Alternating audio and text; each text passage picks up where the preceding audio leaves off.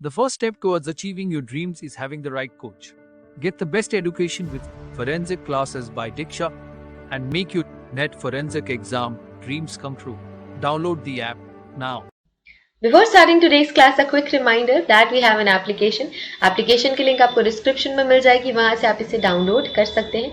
आप play store से भी इसे डाउनलोड कर सकते हैं एंड ऐप स्टोर से भी इसे डाउनलोड कर सकते हैं. जैसे आप एप्लीकेशन डाउनलोड करेंगे आपको लॉगिन करना होगा. लॉगिन करने के बाद आप स्टोर पर क्लिक कर सकते हैं. स्टोर में आपको कोर्स लिस्ट मिलेगी. इस कोर्स लिस्ट में से आप अपना डिजायर्ड कोर्स सेलेक्ट कर सकते हैं एंड एनरोल कर सकते हैं. फॉर एग्जाम्पल, अगर मैं फोरेंसिक साइंस नेट की प्रिपरेशन कर रही हूँ तो मैं फोरेंसिक साइंस नेट का कोर्स सेलेक्ट करूंगी. अगर मैं क्रिमिनोलॉजी की प्रिपरेशन कर रही हूँ तो मैं यूजीसी नेट क्रिमिनोलॉजी का कोर्स सेलेक्ट करूंगी. अगर मैं मास्टर्स की प्रिपरेशन कर रही हूँ और मुझे सेमेस्टर क्लासेस चाहिए तो मैं सेमेस्टर क्लासेस का कोर्स चूज करूंगी. फॉर एग्जाम्पल, अगर मैं यूजीसी नेट फोरेंसिक साइंस की प्रिपरेशन कर रही हूँ तो मैं फोरेंसिक साइंस का कोर्स चूज करूंगी. अगर मैं क्रिमिनोलॉजी की प्रिपरेशन कर रही हूँ तो मैं क्रिमिनोलॉजी का कोर्स चूज करूंगी.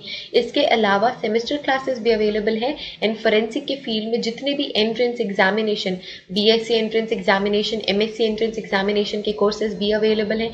इसके अलावा साइंटिफिक ऑफिसर, साइंटिफिक असिस्टेंट के कोर्सेज भी अवेलेबल हैं. तो आप अगर किसी भी एंट्रेंस एग्जामिनेशन, किसी भी कॉम्पिटिटिव एग्जामिनेशन की प्रिपरेशन कर रहे हैं फोरेंसिक साइंस या क्रिमिनोलॉजी के फील्ड से, तो वो सारी की सारी क्लासेस आपको सिर्फ और सिर्फ मिलेंगी हमारे एप्लीकेशन पे. तो हमारा एप्लीकेशन डाउनलोड आप कर सकते हैं. Get to download our application and start your preparation with us.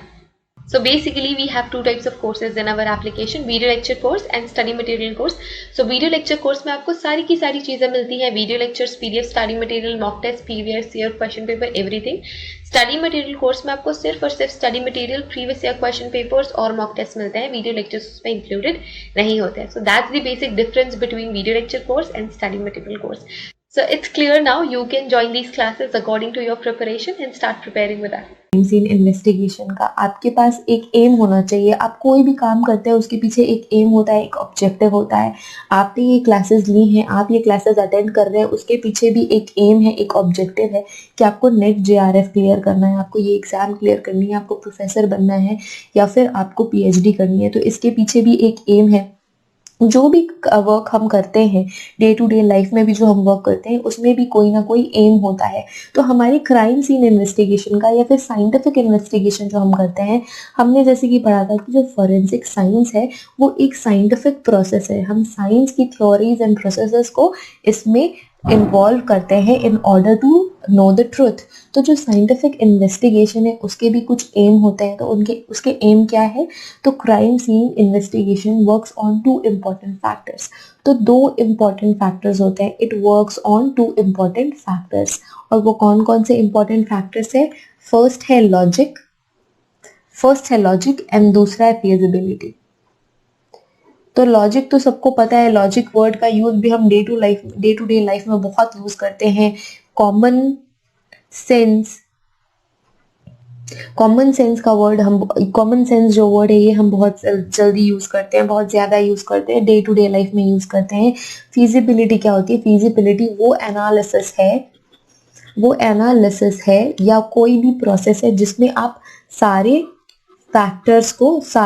Important factors को एनालाइज करते हैं. जो भी इंपॉर्टेंट फैक्टर आपको इन्वॉल्व होता दिख रहा है, आप उन सारे इंपॉर्टेंट फैक्टर्स को एनालाइज करते हैं और वो फिजिबिलिटी कहलाता है.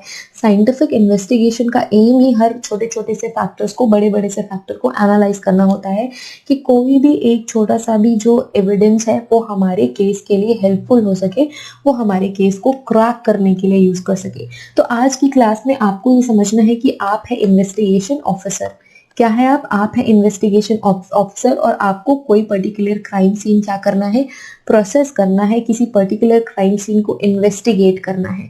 तो आप इन्वेस्टिगेट कर रहे हैं आज के क्राइम सीन को. तो जब आप क्राइम सीन इन्वेस्टिगेट करेंगे आप दो इंपॉर्टेंट चीजें लगाएंगे. पहला तो आप लगाएंगे लॉजिक और कॉमन सेंस एंड दूसरा आप लगाएंगे फिजिबिलिटी, जो कि सारे इंपॉर्टेंट फैक्टर्स पे आपको एनालिसिस करना है. किसी भी एक स्मॉल पॉइंट को भी मिस नहीं करना है एनालाइज करने के लिए. तो ये दो इंपॉर्टेंट फैक्टर्स होते हैं जो कि वर्क करते हैं हमारे क्रिमिनल इन्वेस्टिगेशन में, और आप इन्वेस्टिगेटिव ऑफिसर हैं तो आपको भी इन्हें इन्वॉल्व करना है अपने इन्वेस्टिगेशन में। ठीक है, जो इन्वेस्टिगेशन है वो 2 स्टेप्स में कंप्लीट होती है, या 2 तरीकों में, हम 2 स्टेप्स ही बोलेंगे। तो 2 स्टेप क्या है? पहला तो स्टेप है क्राइम सीन का इन्वेस्टिगेशन। पहला स्टेप क्या है? ओवरऑल क्राइम सीन इन्वेस्टिगेशन की हम बात करें तो ओवरऑल आप 2 स्टेप यूज करते हैं। पहला तो आप क्राइम सीन को इन्वेस्टिगेट करेंगे। पहला तो क्राइम सीन इन्वेस्टिगेशन होगा वो क्राइम वो सीन जहाँ पे क्राइम ऑकर हुआ है, जहाँ पे क्राइम हुआ है। दूसरा होता है लेबोरेटरी इन्वेस्टिगेशन। तो पहले तो आप क्राइम सीन इन्वेस्टिगेट करेंगे, वहां से जो भी एविडेंसेस आपको मिलेंगे, एविडेंस, तो जो भी आपको एविडेंसेस मिलेंगे आपको उसको लेबोरेटरी पे सेंड करना है, एंड लेबोरेटरी में आपको उसको एनालाइज करना है। तो ये 2 फैक्टर्स होते हैं, ये 2 स्टेप होते हैं किसी भी क्राइम सीन को ओवरऑल आपको इन्वेस्टिगेशन करने के लिए, ओवरऑल इन्वेस्टिगेशन। तो जो इन्वेस्टिगेशन है वो शुरू होगा आपका क्राइम सीन से, और एंड कहाँ पे होगा? Laboratory investigation. तो आप लेबोरेटरी में जब इन्वेस्टिगेशन कंप्लीट कर लेंगे, जब आप एनालिसिस कर लेंगे, तो आप ओवरऑल कंप्लीट प्रोसेस कर लेंगे in order to investigate a crime scene. तो क्राइम सीन में आपको जो भी एविडेंसेस मिले हैं, जो भी आपको वहां पे बायोलॉजिकल एविडेंस मिले हैं, फिजिकल एविडेंस मिले हैं, ये सारे बायोलॉजिकल एंड फिजिकल एविडेंसेस आप कलेक्ट करके लैबोरेटरी में भेजते हैं। लैबोरेटरी में लैबोरेटरी वाला इन्वेस्टिगेशन होता है, एनालिसिस होता है, आप इन्वेस्टिगेट करते हैं। जो भी एविडेंस मिला है उस पर आप केमिकल एनालिसिस करेंगे, या फिर आप नॉर्मल एनालिसिस करेंगे, आप फिजिकल मैचिंग करेंगे, आप कुछ भी कर सकते हैं, बट वो लैबोरेटरी के अंदर होगी, तो वो हमारे लैबोरेटरी इन्वेस्टिगेशन के अंदर आएगी। तो ये 2 चीजें होती है। पहला तो है आपका क्राइम सीन इन्वेस्टिगेशन, दूसरा है आपका लेबोरेटरी इन्वेस्टिगेशन।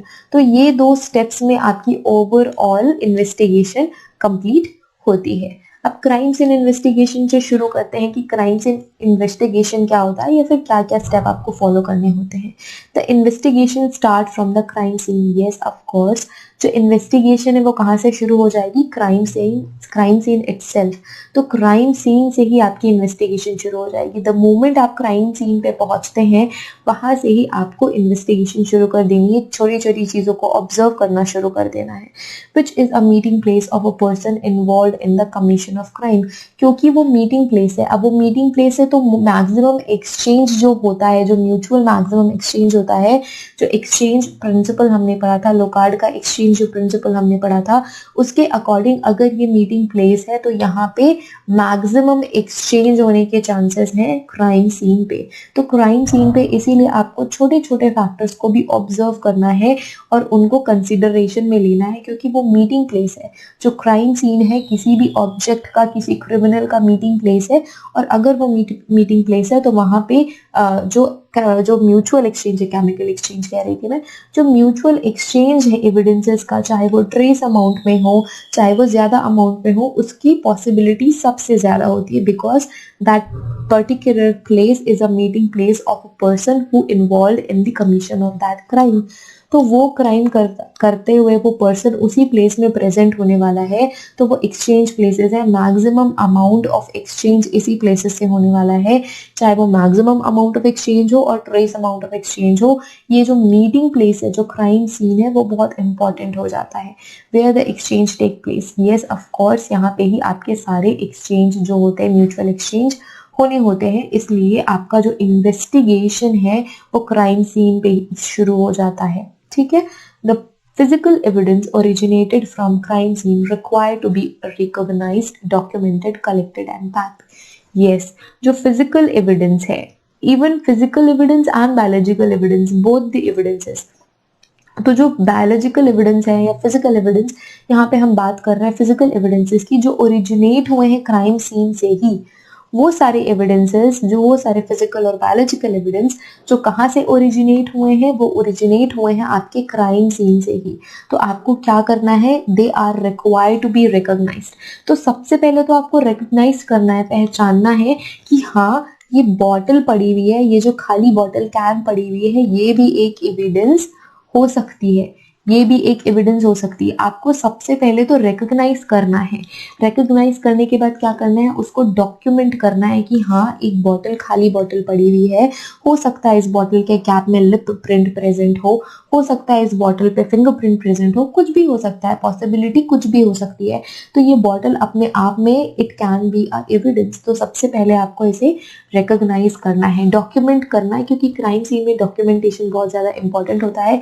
डॉक्यूमेंट अपने आप में एक एविडेंस होता है। आप जो वहां पे डॉक्यूमेंट भी क्रिएट कर रहे हैं ना, वो भी एक एविडेंस बन जाता है। तो डॉक्यूमेंटेशन भी इंपॉर्टेंट है। इसके बाद आपको वो पर्टिकुलर ऑब्जेक्ट कलेक्ट करना है ताकि आप लैब में जा सके, लैब में लिप प्रिंट उसमें एग्जामिनेशन कर सके, फिंगरप्रिंट का एग्जामिनेशन कर सके। इसीलिए उस फिजिकल जो एविडेंस है, फिजिकल एविडेंस का कलेक्शन आपको जरूरी है। और आपको पैकिंग भी करनी है। आपको इस तरीके से पैकिंग करनी है कि जो एविडेंस है वो डैमेज ना हो। उसमें जो भी छोटे अमाउंट में और जो भी अमाउंट में फिंगरप्रिंट है या लिप प्रिंट है या कोई भी ऐसी सेंसिटिव एविडेंस या फिर सेंसिटिव चीजें की होने की प्रोबेबिलिटी है, वो खराब ना हो, वो डिस्ट्रॉय ना हो। तो सबसे पहले आपको फिजिकल एविडेंस खोजने हैं ओरिजिनेट जो क्राइम सीन से हो रहा है, क्योंकि क्राइम सीन में जो भी चीजें प्रेजेंट होगी वो अपने आप में एक एविडेंस बन जाएगी। उसको एनालाइज करना इंपॉर्टेंट हो जाता है।